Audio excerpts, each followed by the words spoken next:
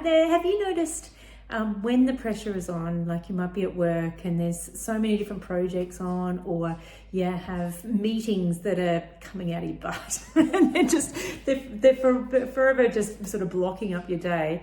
And then you're coming home, you're raised home, and then your kids are sort of putting all of their worries of the day on you, and you're having to run around to finish cooking dinner or start cooking dinner. So there's so much that we need to do, and we're always so busy. But why is it that some people become really stressed, whereas other people just seem to let it sort of flow? Well, today I thought I'd bring to you the 6 different elements or the 6 core human needs that Tony Robbins always talks about. And when one of these particular needs is out of kilter, that's when we tend to become less resilient, and we find it much difficult to sort of withhold any stress.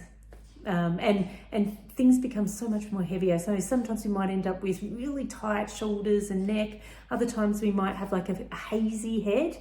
We might end up with experiences like the stress is actually causing us with gut issues, or there's a whole range of different types of symptoms around stress that could be causing us problems. But Tony Robbins has said that if there's anything, or if you've got 1 or 2 of these particular 6 basic human needs that aren't being met, that's when this stress will become an issue. And of course, we don't want to have that stress in our life, because that will really raise the hormones in our body, which could potentially make us really ill. So we want to ensure that we're looking after ourselves and preventing that as much as possible. So what are the 6 core human needs? Well, the first one that we really need to be able to be sure of is certainty. So having certainty in our life really helps us to be able to feel like we know what to expect, because you know that if you're uncertain about something that's coming up in the future, we can cause anxiety, or if we're regretting about or falling back on issues that have happened in the past and keep ruminating about them, then that's when we can become depressed. So having certainty around what's going on in the present moment is something that if it's not there, then that can actually raise some levels of anxiety and stress in us. And COVID's a perfect example of how we've been able to have a lack of certainty around when we can get out and be free, like living a free life again. The second human need is probably the opposite. It's looking at variety. So even though we like to have some kind of certainty, we do need to be able to have that variety that's out there too. So we want to be able to see that we can feel some kind of growth and development, and that just has that little bit of spark about it. So having a variety, but also having some certainty and that flexible approach, it's really deep in sort of how we need to be able to fulfill our own core.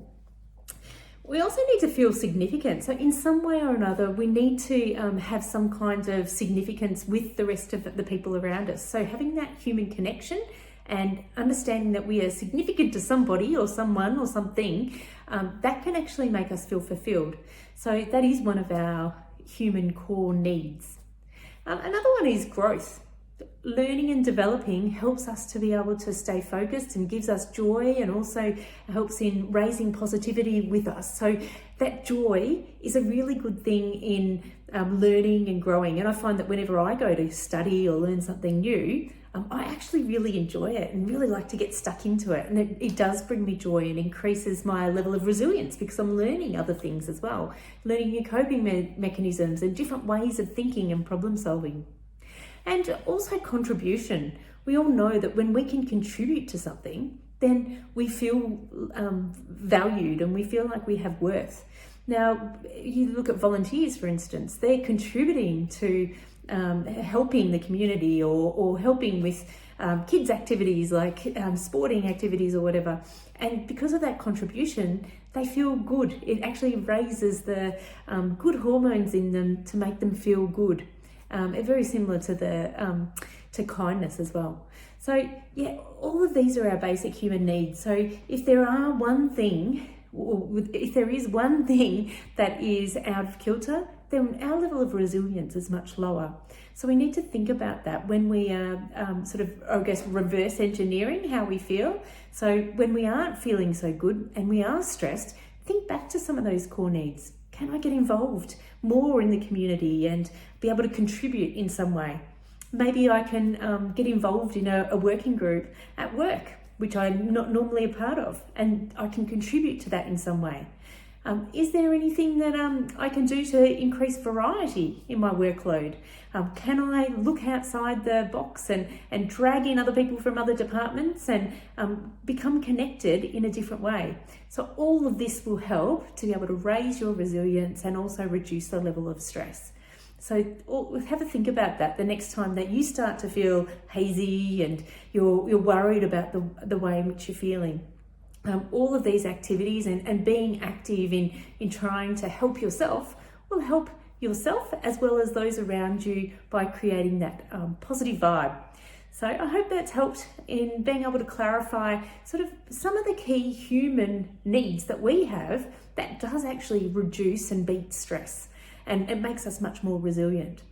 All right, if you've got any comments or anything else that you can see would help when we are stressed and we've got too much going on, drop me a comment below and I'd love to be able to hear from you. Okay, we'll see you soon. Bye.